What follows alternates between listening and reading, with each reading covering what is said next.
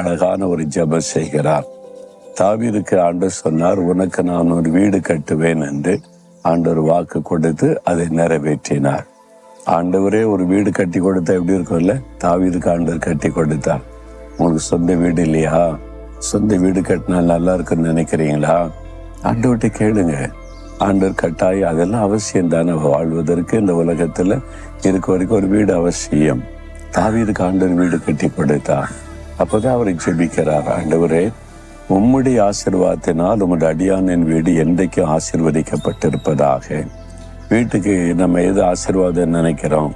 நிறைய பொருள் இருக்கணும்ல, சோஃபா செட் இருக்கணும், டைனிங் டேபிள் இருக்கணும், டிவி இருக்கணும், வாஷிங் மிஷின் இருக்கணும், ஃப்ரிட்ஜ் இருக்கணும், பொருட்களால் நிறைந்திருந்து இந்த வீடு ஆசீர்வாதமா இருக்குன்னு எல்லாம் இருந்து சமாதானம் இல்லைன்னா, வீட்டுக்குள்ள வாழ்றவங்களுக்கு ஒரு மனம் இல்லைன்னா, ஒருத்தருக்கு ஒருத்தர் அன்பு இல்லைன்னா,